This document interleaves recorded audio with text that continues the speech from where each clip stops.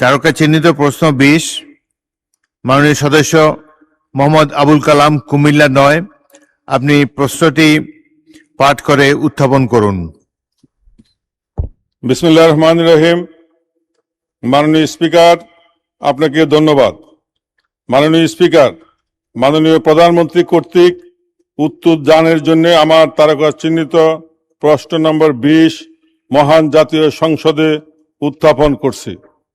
মাননীয় প্রধানমন্ত্রী, অনুগ্রহ করিয়া বলিবেন কি, সনাতনী কৃষি থেকে বেরিয়ে গবেষণা, প্রযুক্তি এবং যান্ত্রিকীকরণের জোর দিয়ে কৃষিকে প্রযুক্তি নির্ভর, লাভজনক এবং টেকসই খাতে রূপান্তরের লক্ষ্যে আপনার সরকার কোনো পদক্ষেপ গ্রহণ করিয়াছে কিনা এবং করিলে তাহা কি? মাননীয় স্পিকার, আপনাকে ধন্যবাদ। মাননীয় প্রধানমন্ত্রী। বিসমিল্লাহির রহমানির রহিম। মাননীয় স্পিকার, আপনাকে ধন্যবাদ এবং আপনার মাধ্যমে আমি মাননীয় সংসদ সদস্য জনাব আবুল কালামকে ধন্যবাদ জানাচ্ছি তার প্রশ্নের জন্য। মাননীয় স্পিকার, সনাতন সরকার, বর্তমান সরকার কৃষিকে সনাতনী আর শ্রমনির্ভর ব্যবস্থা থেকে বের করে নিয়ে এসে গবেষণা, আধুনিক প্রযুক্তি, উদ্ভাবন এবং যান্ত্রিকরণের মাধ্যমে একটি প্রযুক্তি নির্ভর, লাভজনক, প্রতিযোগিতামূলক এবং টেকসই খাতে রূপান্তরের লক্ষ্যে বেশ অনেকগুলো পদক্ষেপ গ্রহণ করছে মাননীয় স্পিকার। কারণ আজকে থেকে 10 বছর বলি, 20 বছর বলি, 30 বছর আগে আমাদের যেই জনসংখ্যা ছিল, আমাদের জনসংখ্যা অনেক বৃদ্ধি পেয়েছে। তার ফলে আমাদের যে কোনো কৃষিজাত পণ্য উৎপাদন আমাদেরকে বাড়াতে হবে এবং সেই জন্য সনাতনী পদ্ধতিতে যদি আমরা থাকি এই উৎপাদন বাড়ানো সম্ভব নয়। মাননীয় স্পিকার, বর্তমান সরকার যে সকল ব্যবস্থা গ্রহণ করতে চাইছে তার মধ্যে একটি হচ্ছে ডিজিটাল ও স্মার্ট কৃষি ব্যবস্থা প্রতিষ্ঠা। সরকার মাননীয় স্পিকার কৃষিকে প্রযুক্তি নির্ভর করার জন্য কৃষি ব্যবস্থাপনায় ডিজিটাল প্রযুক্তির ব্যবহার সম্প্রসারণ করতে চাইছে। কৃষক নিবন্ধন, কৃষক ডাটাবেস, ডিজিটাল কৃষি সেবা, মোবাইল ভিত্তিক আবহাওয়া তথ্য, বাজার তথ্য, কৃষি পরামর্শ, এক্সটেনশন সেবার সম্প্রসারণ এবং কৃষি সেবার অনলাইন প্ল্যাটফর্ম চালুর উদ্যোগ নেওয়া হচ্ছে মাননীয় স্পিকার। এর বাইরে একই সাথে কৃষক কার্ড, কৃষকের ডিজিটাল ডাটাবেস এবং সরকারি সেবা কৃষকের নিকট সরাসরি পৌঁছে দেবার জন্য কৃষক কার্ড বিতরণ কার্যক্রম শুরু করতে যাচ্ছে ইনশাল্লাহ সরকার। এর মধ্যে 17টি উপজেলায় পাইলট প্রকল্পের কাজ শেষ করা হয়েছে এবং মাননীয় স্পিকার এই কর্মসূচির মাধ্যমে আগামী 5 বছর সারা দেশে ইনশাল্লাহ সরকার 2,75,00,000 কৃষককে ডিজিটাল প্ল্যাটফর্মের ভিতরে নিয়ে আসবে, যেটি কিনা কৃষক কার্ড। মাননীয় স্পিকার, উৎপাদন ব্যয় হ্রাস, শ্রম সংকট মোকাবেলা এবং কৃষিকে লাভজনক করতে কৃষিকে অবশ্যই যান্ত্রিকরণ করা হচ্ছে।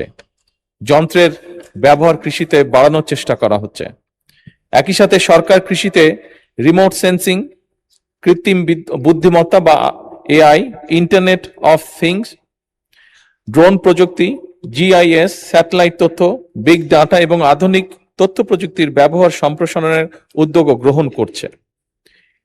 এইসব প্রযুক্তির মাধ্যমে ফসলের স্বাস্থ্য ও ফলন পর্যবেক্ষণ, রোগবালাই শনাক্তকরণ, সুনির্দিষ্ট সার এবং সেচ ব্যবস্থাপনা এবং উৎপাদন পরিকল্পনার অধিক কার্যকর ও বিজ্ঞান ভিত্তিক হবে বলে আমরা দৃঢ়ভাবে বিশ্বাস করি।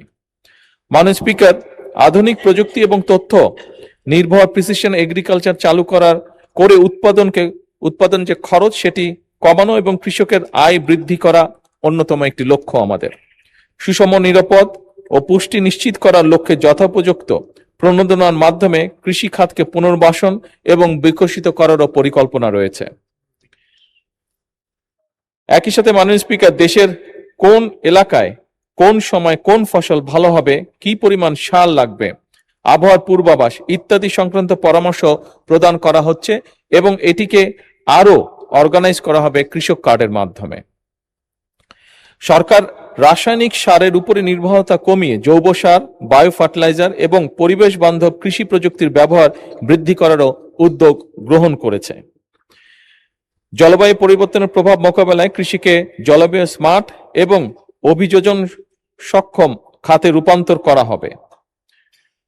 সরকারের উপরোক্ত পদক্ষেপ গ্রহণের ফলে মাননীয় স্পিকার কৃষি আরো উৎপাদনশীল, লাভজনক, রফতানিমুখী এবং টেকসই খাতে পরিণত হতে যাচ্ছে ধীরে ধীরে, যা আধুনিক অর্থনৈতিক উন্নয়ন এবং খাদ্য নিরাপত্তা নিশ্চিতকরণে ইনশাআল্লাহ গুরুত্বপূর্ণ অবদান রাখবে। ধন্যবাদ মাননীয় স্পিকার। ধন্যবাদ মাননীয় প্রধানমন্ত্রী। মাননীয় সদস্য মোহাম্মদ আবুল কালাম, আপনি একটি সম্পূরক প্রশ্ন উত্থাপন করতে পারেন।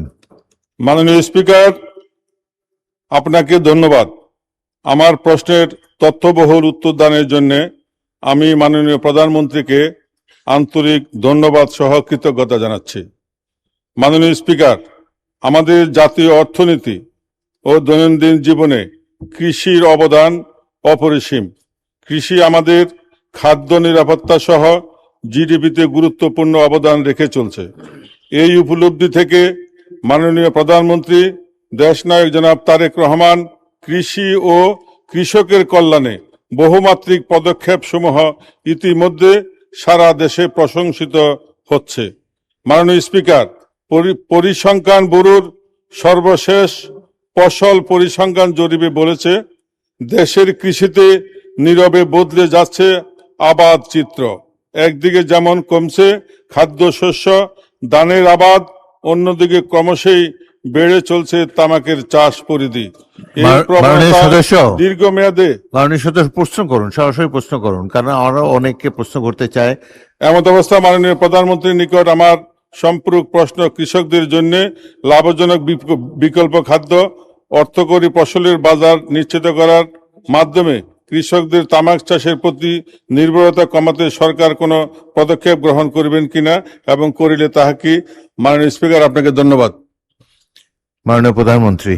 স্পিকার, আমরা এরই মধ্যে উদ্যোগ গ্রহণ করেছি যে সকল এলাকায়, যে সকল জমিতে তামাক চাষ হয়, এটার পরিধি যাতে না বাড়ে সেই ব্যাপারে উদ্যোগ গ্রহণ করা হয়েছে এবং আমরা আশা করি আমাদের এই উদ্যোগগুলি পর্যায়ক্রমিকভাবে কার্যকরী হবে। ধন্যবাদ।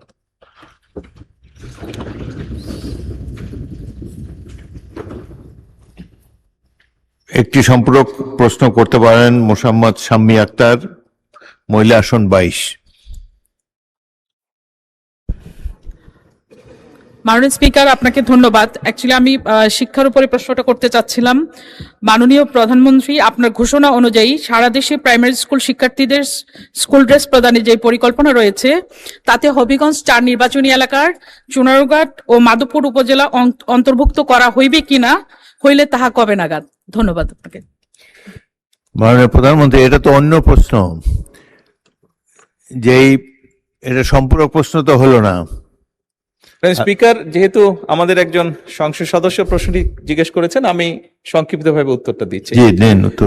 মাননীয় সংসদ সদস্য, আপনার প্রশ্নের উত্তরে আমরা এতটুকু বলতে পারি, আপনি যেটা বলেছেন, আমরা ক্লাস 1 থেকে ক্লাস 5 পর্যন্ত প্রাইমারি স্কুলের বাচ্চাদেরকে স্কুল ড্রেস প্রদানের পরিকল্পনা গ্রহণ করেছি।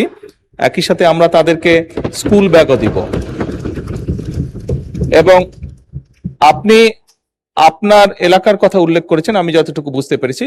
আমি এখানে সকল সংসদ সদস্যকে আশ্বস্ত করে বলতে চাই, আমরা পর্যায়ক্রমিকভাবে সমগ্র বাংলাদেশের সরকারি প্রায় 65,000 প্রাথমিক বিদ্যালয় আছে। এই 65,000 প্রাথমিক বিদ্যালয়ে প্রায় 1,20,00,000 মতন বাচ্চা আছে।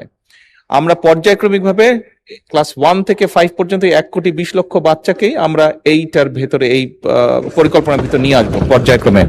সেই জন্য সকল সংসদ সদস্যের এলাকাতেই আমরা যাব ইনশাল্লাহ, এবং সকল বাচ্চাদের কাছেই আমরা পৌঁছানোর চেষ্টা করব। ধন্যবাদ। মাননীয় সদস্য কামরুল হাসান, ময়মনসিংহ 6।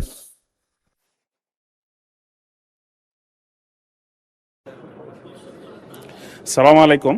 মাননীয় স্পিকার, আপনাকে ধন্যবাদ আমাকে সুযোগ দেওয়ার জন্য।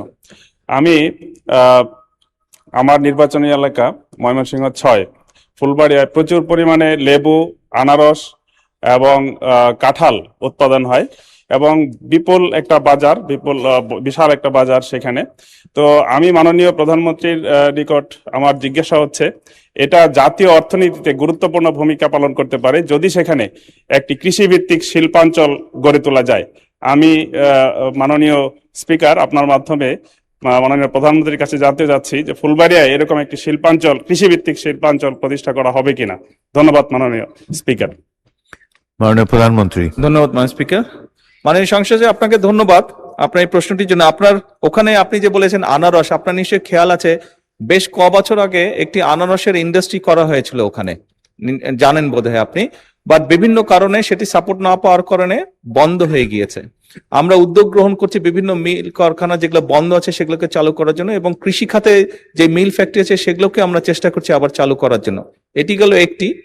দ্বিতীয়টি হচ্ছে আলাদাভাবে আপনার ওখানে হয়তো ইন্ডাস্ট্রিয়াল জোন করার পরিকল্পনাই নেই আমাদের, কিন্তু যেটা বন্ধ হয়ে গেছে সেটাকে কিভাবে চালানো যায় সেটার আমরা চেষ্টা করছি।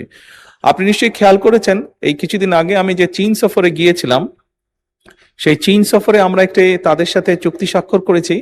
আমাদের দেশে যে কাঁঠাল, এটি অত্যন্ত পপুলার। চীনার মানুষরা, চাইনিজ মানুষরা তারা খুব পছন্দ করে কাঁঠাল। আমরা এই দেশ থেকে ইনশাল্লাহ তাদের কাছে আমরা কাঁঠাল রফতানি করব। এখানে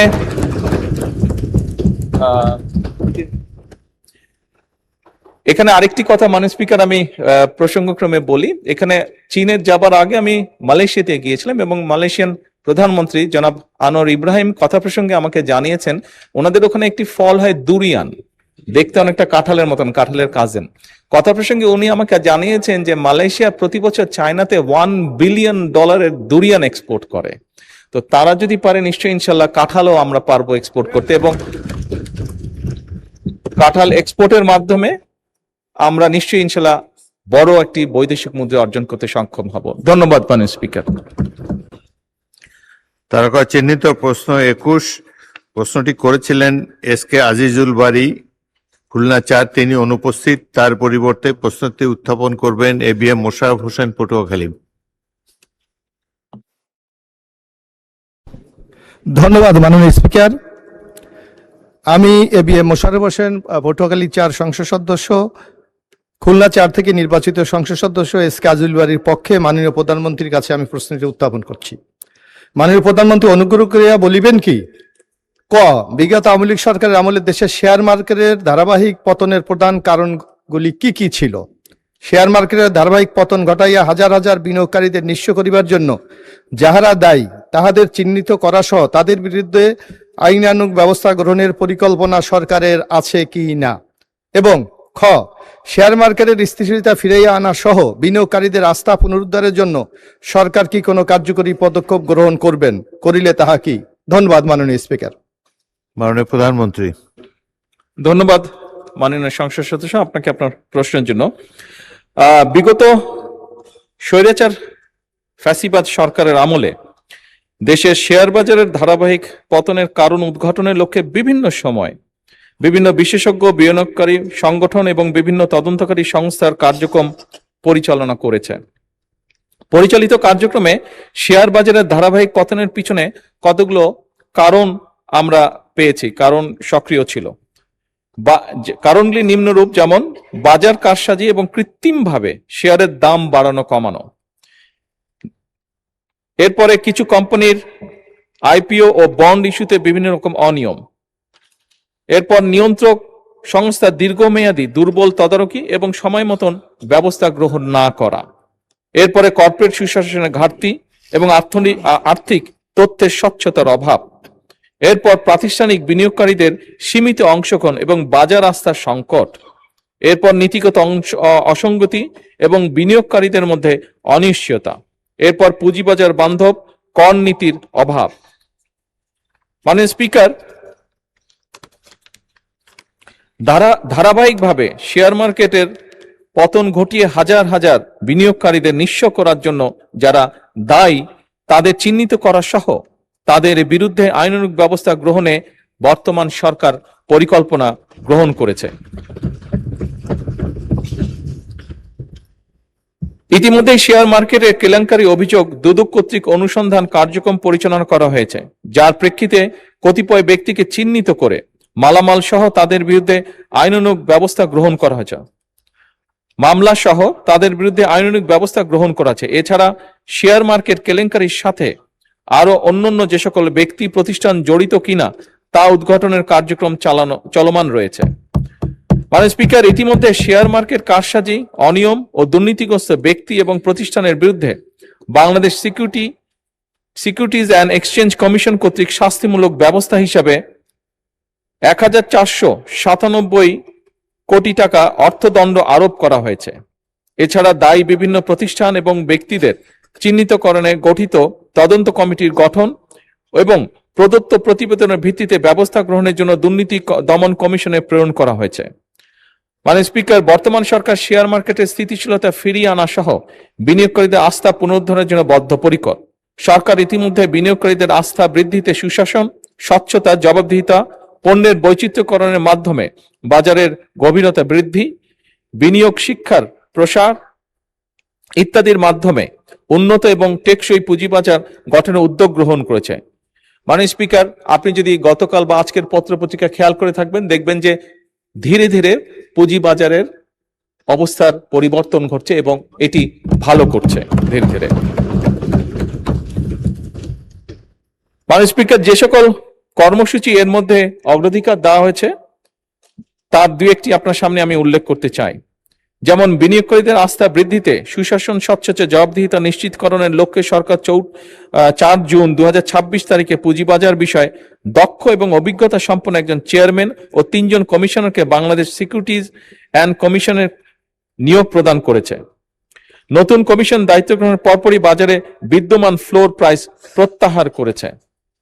লাভজনক সরকারি মালিকানাধীন কোম্পানি সমূহের শেয়ার স্টক এক্সচেঞ্জে অফলোডের মাধ্যমে সরাসরি তালিকাভুক্তকরণে উদ্বুদ্ধ করা। এছাড়াও বহুজাতিক কোম্পানি সহ উচ্চ মূলধন সম্পন্ন কোম্পানি সমূহের শেয়ার স্টক এক্সচেঞ্জ অফলোডের মাধ্যমে সরাসরি তালিকাভুক্তকরণের সুযোগ সৃষ্টি করেছে। এসএমই কোম্পানি সমূহ ভালো মৌলভিত্তি সম্পন্ন কোম্পানি সমূহ পুঁজিবাজারে তালিকাভুক্ত করা। পুঁজিবাজার কারসাজি বন্ধে অনিয়ম সংক্রান্ত তথ্য প্রকাশ এবং প্রদানকারীর প্রয়োজনীয় সুরক্ষা ও উৎসাহ প্রদানের ব্যবস্থা গ্রহণ করা। মাননীয় স্পিকার, আরো অনেকগুলো ব্যবস্থা সরকার গ্রহণ করেছে, কিন্তু যেহেতু সংসদের সময় অত্যন্ত মূল্যবান, বাকি যেগুলো ব্যবস্থা গ্রহণ করেছে সেগুলোকে আমি পঠিত বলিয়া গণ্য করার জন্য অনুরোধ করছি। ধন্যবাদ মাননীয় প্রধানমন্ত্রী। উত্তরের বাকি অংশ পঠিত বলে গণ্য করা হলো। মাননীয় সদস্য ABM মোশাররফ হোসেন একটি সম্পূরক প্রশ্ন করতে পারেন, সংক্ষেপে প্রশ্ন করবেন। ধন্যবাদ মাননীয় স্পিকার। আমি মাননীয় প্রধানমন্ত্রীর কাছে জানতে চাচ্ছি যে সরকারি অনেক প্রতিষ্ঠান আছে যাদেরকে এখনো পুঁজিবাজারে শেয়ার আনা হয় নাই। এই সরকারি শেয়ারগুলি পুঁজিবাজারে আনার জন্য সরকার কোনো পরিকল্পনা গ্রহণ করবেন কিনা? মাননীয় প্রধানমন্ত্রী। মাননীয় সংসদ, আপনাকে ধন্যবাদ। সরকারের অনেকগুলো কোম্পানিকে আনা হয়নি, সরকারি কোম্পানি, এগুলো আমরা অ্যাসেস করে দেখব। যদি মনে হয় যে যাদেরকে আমরা দায়িত্ব দেব, যদি তাদের সুপারিশ থাকে যে এইগুলোকে পুঁজিবাজারে এনলিস্ট করলে আমরা ভালো ফলাফল পাবো, অবশ্যই আমরা সেই পদক্ষেপ গ্রহণ করব। মাননীয় স্পিকার, ধন্যবাদ। মাননীয় সদস্য সরওয়ার জামাল নিজাম, চট্টগ্রাম 13।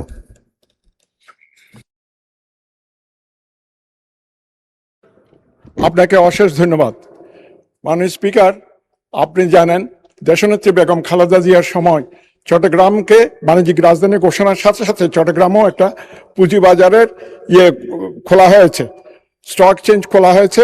এবং আপনারা জানেন চট্টগ্রাম বাণিজ্যিক রাজধানী হিসাবে সেই সময় আমাদের বর্তমান অর্থমন্ত্রী যথেষ্ট অবদান ছিল, ওনার এটা খোলা হয়েছিল। কিন্তু বর্তমানে যে চট্টগ্রামের পুঁজিবাজার এবং ঢাকা পুঁজিবাজারের মধ্যে বিরাট বৈষম্য, এই বৈষম্য দূরীকরণ না করলে চট্টগ্রামের পুঁজিবাজারটা আস্তে আস্তে স্থগিত হয়ে যাচ্ছে এবং যে বৈষম্য আছে সেই বৈষম্য অচিরেই দূর করা হবে কিনা সেই জন্য আমি মাননীয় প্রধানমন্ত্রীর কাছে জানতে চাচ্ছি। ধন্যবাদ মাননীয় প্রধান।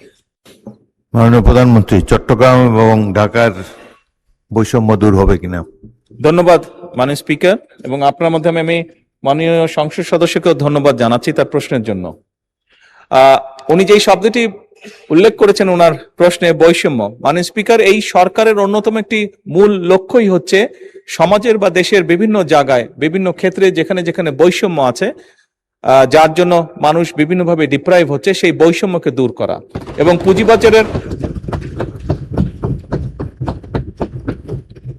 পুঁজিবাজারের ক্ষেত্রেও এই বিষয়টি প্রযোজ্য মাননীয় স্পিকার। আমি একটু আগে মূল প্রশ্নের উত্তরে আমি বলেছিলাম যে আমরা কয়েকজন বিশেষজ্ঞ ব্যক্তিকে দায়িত্ব দিয়েছি, নিযুক্ত করা হয়েছে তাদেরকে সিকিউরিটি এক্সচেঞ্জে, এবং অবশ্যই আমরা আশা করি যে তারা আমাদেরকে সঠিক পরামর্শ দিবেন, যার ভিত্তিতে শুধু ঢাকা নয়, চিটাগং স্টক এক্সচেঞ্জকেও আমরা ইনশাল্লাহ শক্তিশালী স্টক এক্সচেঞ্জে রূপান্তর করতে পারবো। ধন্যবাদ। মাননীয় সদস্য আব্দুল হান্নান মাসুদ, নোয়াখালী 6। মাননীয় স্পিকার, আপনাকে ধন্যবাদ। মাননীয় স্পিকার, আপনার মাধ্যমে মাননীয় প্রধানমন্ত্রীর কাছে প্রশ্ন রাখতে চাই। বাংলাদেশের কয়েক ডজন বীমা কোম্পানি যারা বিভিন্ন প্রতারণামূলক অফার দিয়ে মানুষের বীমার টাকা আত্মসাৎ করেছে এবং আওয়ামী লীগ সময়ে লক্ষ লক্ষ কোটি টাকা বীমা কোম্পানিগুলা থেকে তারা লুটপাট করে নিয়েছে। এই বীমা কোম্পানিগুলোর ব্যাপারে এবং মানুষ যারা এখানে অর্থ জমা রেখেছে সেগুলা পুনরুদ্ধারে সরকার কোনো উদ্যোগ নেবে কিনা। আমার উপজেলা সহ সারা বাংলাদেশে এরকম লক্ষ লক্ষ ক্ষতিগ্রস্ত মানুষ রয়েছেন যাদের টাকা বীমা কোম্পানিগুলো আত্মসাৎ করেছে। ধন্যবাদ মাননীয় স্পিকার। মাননীয় প্রধানমন্ত্রী। মাননীয় স্পিকার, ধন্যবাদ আপনাকে, এবং আপনার মাধ্যমে আমি সংসদ সদস্যকেও ধন্যবাদ জানাচ্ছি তার প্রশ্নের জন্য। নিশ্চয়ই সংসদ সদস্য আপনার ধারণা আছে, মাননীয় সংসদ সদস্য আপনার ধারণা আছে যে এই যে সকল যে বীমা কোম্পানি, এটার যে একটা হেড আছে তাকে ইডরা বলে, এবং আপনি নিশ্চয়ই অবগত আছেন যে ইডরা নতুন একজন চেয়ারম্যান নিযুক্ত করা হয়েছে। আপনার যে অভিযোগ আপনি তুললেন, অলরেডি এর ভিতরেই চেয়ারম্যান এটি ইনভেস্টিগেশন করছে, এরকম যেগুলো কমপ্লেন হচ্ছে সবগুলো ইনভেস্টিগেশন করছে। ইনভেস্টিগেশনটা কমপ্লিট হলে তখন আইন অনুযায়ী আমরা ব্যবস্থা গ্রহণ করতে পারবো। ধন্যবাদ মাননীয় স্পিকার। তারকা চিহ্নিত প্রশ্ন 22, মাননীয় সদস্য মোহাম্মদ জাহিদুল ইসলাম দলু, নওগাঁ 5। আপনি প্রশ্নটি পাঠ করে উত্থাপন করুন। মাননীয় স্পিকার, আপনাকে ধন্যবাদ। আমি আপনার মাধ্যমে মাননীয় প্রধানমন্ত্রীকে অনুগ্রহ করিয়া বলিবেন কি, দেশের নতুন শিক্ষা কার্যক্রম বাস্তবায়ন, শিক্ষকদের গুণগত প্রশিক্ষণ নিশ্চিতকরণ এবং বিদ্যালয় সমূহের অবকাঠামো উন্নয়ন এবং ঝরিয়া পড়া শিক্ষার্থীদের হার শূন্যে আনিতে বাজেটের শিক্ষা খাতে বিশেষ কোনো অগ্রাধিকারমূলক বরাদ্দ আছে কিনা? ধন্যবাদ। মাননীয় প্রধানমন্ত্রী। ধন্যবাদ মাননীয় স্পিকার। ধন্যবাদ মাননীয় সংসদ সদস্য আপনার প্রশ্নের জন্য। দেশের শিক্ষাক্রম বাস্তবায়নে শিক্ষকদের যে গুণগত প্রশিক্ষণ নিশ্চিতকরণ, বিশ্ববিদ্যালয় সমূহের অবকাঠামোগত উন্নয়ন এবং শিক্ষার্থীদের অংশগ্রহণ বৃদ্ধি এবং বিশেষ করে ঝরে পড়া রোধে, অর্থাৎ শিক্ষা খাতের সার্বিক উন্নয়নে সরকার 2026 এবং 27 অর্থ বছরে বাজেটে শিক্ষা খাতে বরাদ্দ বৃদ্ধি করে প্রথমবারের মতন জিডিপির 2% উন্নীত করেছে। মাননীয় স্পিকার, 2026-27 অর্থ বছরে সেকেন্ডারি এডুকেশন ডেভেলপমেন্ট প্রোগ্রামে শিক্ষা মন্ত্রণালয় মোট 4199 কোটি টাকা, মাধ্যমিক ও উচ্চশিক্ষা বিভাগে 3599 কোটি টাকা এবং কারিগরি ও মাদ্রাসা শিক্ষা বিভাগে 600 কোটি টাকা বরাদ্দ রেখেছে। এডিপির আওতায় মোট 10টি স্কিম চলমান রয়েছে। এই 10টি স্কিমের মধ্যে একটি স্কিম ন্যাশনাল কারিকুলাম ডিসেমিনেশন এবং শিক্ষাবৃন্দের প্রশিক্ষণের জন্য রাখা হয়েছে মাননীয় স্পিকার। এছাড়াও learning acceleration in education secondary education প্রকল্পের আওতায় শিক্ষক প্রশিক্ষণের জন্য 810 কোটি টাকা বরাদ্দ রাখা হয়েছে, যার মাধ্যমে মোট 3,47,021 জন শিক্ষক, প্রতিষ্ঠান প্রধান এবং সংশ্লিষ্ট জনবলকে প্রশিক্ষণ প্রদান করা হবে। প্রশিক্ষণ কার্যক্রমের মধ্যে রয়েছে বেসিক ট্রেনিং, বিষয়ভিত্তিক প্রফেশনাল ডেভেলপমেন্ট ট্রেনিং, শিক্ষা প্রতিষ্ঠান প্রধানদের লিডারশিপ ট্রেনিং, ভোকেশনাল শিক্ষকদের প্রশিক্ষণ, ব্লেন্ডেড লার্নিং, আইসিটি, লাইব্রেরি ব্যবস্থাপনা, শিক্ষার্থীদের মানসিক স্বাস্থ্য এবং বুলিং প্রতিরোধ ও জলবায়ু পরিবর্তন বিষয়ে প্রশিক্ষণ। মাধ্যমিক পর্যায়ের শিক্ষা প্রতিষ্ঠানের অবকাঠামো উন্নয়নে 2026-27 অর্থ বছরে পরিচালন বাজেটে 3040 কোটি টাকা বরাদ্দ করা হয়েছে, যার মধ্যে মাধ্যমিক ও উচ্চশিক্ষা বিভাগে 2196 কোটি টাকা এবং কারিগরি ও মাদ্রাসা শিক্ষা বিভাগের অনুকূলে 844 কোটি টাকা বরাদ্দ রাখা হয়েছে। মাননীয় স্পিকার, আরো অনেকগুলো ব্যবস্থা নেওয়া হয়েছে, কিন্তু আমি আগেও বলেছি অত্যন্ত মূল্যবান সময় এই সংসদের, সেই জন্য বাকি যে উত্তরগুলো আছে সেগুলোকে পঠিত বলিয়া গণ্য করার জন্য অনুরোধ করছি। ধন্যবাদ। ধন্যবাদ মাননীয় প্রধানমন্ত্রী। এই প্রশ্নের উত্তরের বাকি অংশ পঠিত বলে গণ্য করা হলো। জনাব জাহিদুল ইসলাম ধলু, আপনি একটি সম্পূরক প্রশ্ন করতে পারেন, সরাসরি প্রশ্ন করুন। মাননীয় স্পিকার, আপনাকে ধন্যবাদ। আমি মাননীয় প্রধানমন্ত্রীকে বলতে চাই যে আমাদের নওগাঁয় শিক্ষা কার্য, যেহেতু এগ্রিকালচার এলাকা, এখানে একটি কৃষি বিশ্ববিদ্যালয় করা যায় কিনা সে ব্যাপারে আমি মাননীয় প্রধানমন্ত্রী জানতে চাই। মাননীয় প্রধানমন্ত্রী। ধন্যবাদ মাননীয় স্পিকার, ধন্যবাদ মাননীয় সংসদ আপনার প্রশ্নের জন্য। অবশ্যই নওগাঁ একটি কৃষি প্রধান এলাকা। অ্যাকচুয়ালি বলতে গেলে শুধু নওগাঁ না, সমগ্র বাংলাদেশই কম বেশি কৃষি প্রধান একটি দেশ। আমাদের দেশের অধিকাংশ মানুষের পেশাই কৃষি, এবং সেজন্যই আমরা 2,75,00,000 কৃষকের কাছে সরাসরিভাবে কৃষক কার্ড পৌঁছাতে চাই। আপনি যেই কথাটি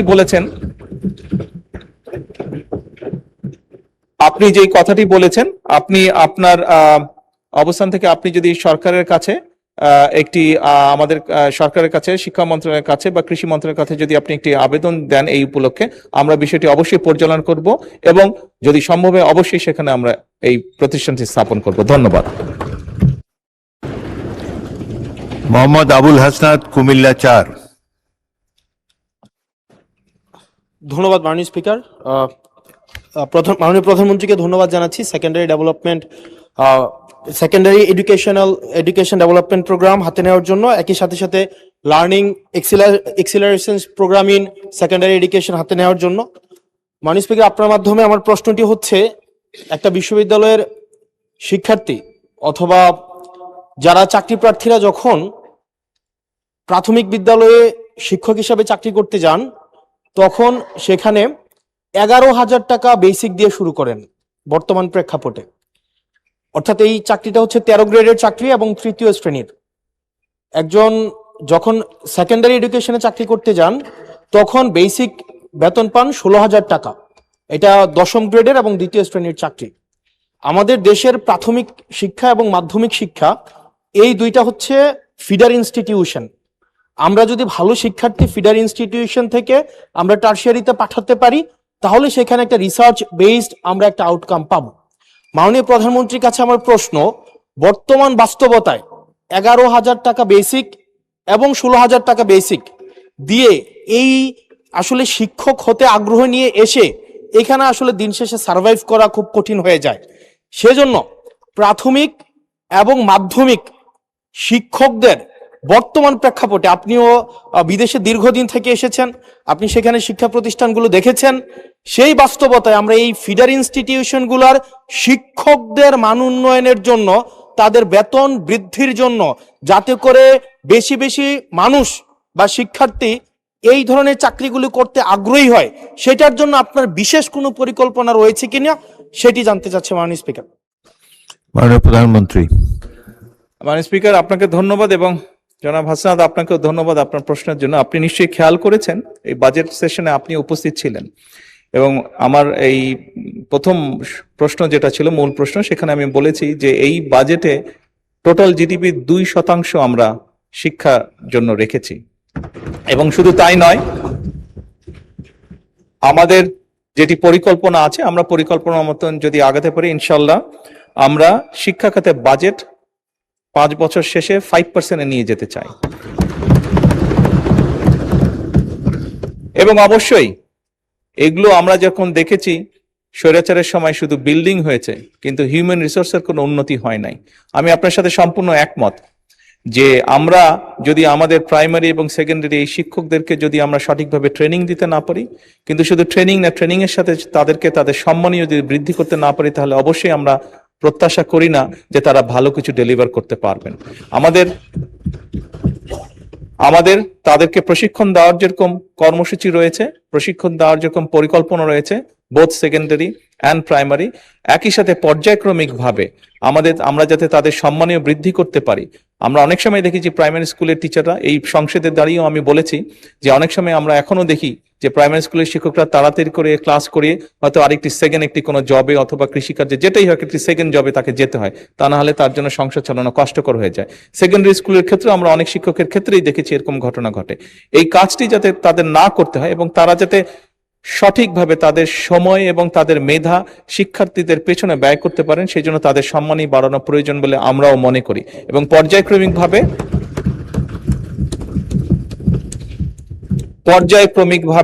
আমরা এই কাজটি ইনশাল্লাহ করব এই দেশে। ধন্যবাদ মাননীয় স্পিকার। মাননীয় সদস্য হেলেন জেরিন খান মাদারীপুর, প্রধানমন্ত্রী যে উত্তর দিয়েছেন সেই সম্পর্কে সম্পূরক প্রশ্ন করবেন।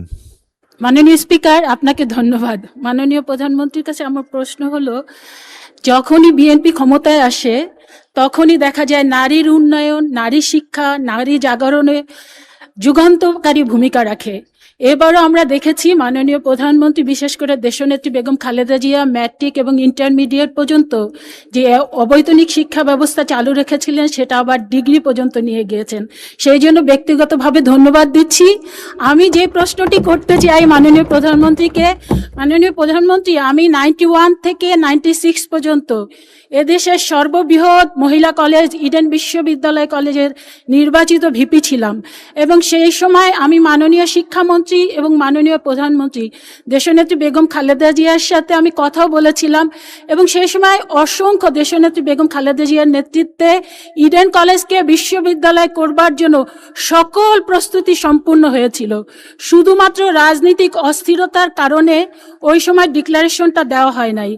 এখন আমি বলতে চাই মাননীয় প্রধানমন্ত্রীর কাছে আমার বিনীত আবেদন যে এখন ইডেন কলেজে প্রায় 23,000 ছাত্রী লেখাপড়া করছে, ওই কলেজটিকে বিশ্ববিদ্যালয় করার কোনো পদক্ষেপ নেবেন কিনা।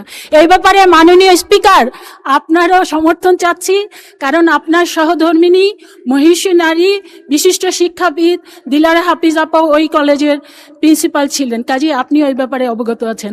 মাননীয় স্পিকার, আপনাকে ধন্যবাদ। মাননীয় প্রধানমন্ত্রী। ধন্যবাদ মাননীয় স্পিকার, ধন্যবাদ মাননীয় সংসদ সদস্য আপনার প্রশ্নের জন্য। আপনার প্রশ্নের একদম প্রিসাইজ উত্তরটি আমার কাছে নেই, এটা খুব সম্ভব আমাদের শিক্ষামন্ত্রী ওনার কাছে থাকবে। এই বিষয়ে কি পরিকল্পনা আছে? জি, কয়েকটা নিয়ে একটা হয়েছে, সেই জন্য একদম প্রিসাইজ উত্তরটা শিক্ষামন্ত্রী সঠিকভাবে দিতে পারবেন বলে আমি মনে করি। তবে ওভারঅল আপনাকে আমি যেটা বলতে পারি, অবশ্যই সকল সময় বিএনপি সরকারের অন্যতম অনেকগুলো পরিকল্পনা, অন্যতম একটি মূল পরিকল্পনা ছিল নারীর শিক্ষাকে প্রায়োরিটি দেওয়া। এবং আপনি নিশ্চয়ই জানেন বিএনপি বর্তমান সরকার নারী শিক্ষার পাশাপাশি নারীদের এম্পাওয়ারমেন্ট অর্থাৎ অর্থনৈতিকভাবেও যাতে তারা শক্তিশালী হতে পারে, এম্পাওয়ার্ড হতে পারে, সেই জন্য ফ্যামিলি কার্ড চালু করেছে। এবং আমরা একই সাথে আরেকটি পরিকল্পনা যেটা গ্রহণ করেছি, যেটি বিএনপি সরকার দেশনেত্রী খালেদা জিয়া সরকার করেছিলেন, মেয়েদের শিক্ষা ব্যবস্থা ইন্টারমিডিয়েট পর্যন্ত ফ্রি করেছিলেন। আমরা এবার অনার্স পর্যন্ত মেয়েদের শিক্ষা ব্যবস্থা ফ্রি করতে চাই, ডিগ্রি বা অনার্স পর্যন্ত। আজকে আমাদের সাথে গ্যালারিতে অনেক নারী শিক্ষার্থী উপস্থিত আছে, তারাও সরাসরি এই সংসদ অধিবেশনটি দেখছে। এবং শুধু তাই নয়, আমরা অনার্স পর্যন্ত যে নারীদের শিক্ষা ব্যবস্থা ফ্রি করব, তাদের মধ্যে যারা ভালো রেজাল্ট করবে তাদেরকে আমরা স্কলারশিপ দিতে চাই, এটাও আমরা করতে চাই। ধন্যবাদ মাননীয় স্পিকার।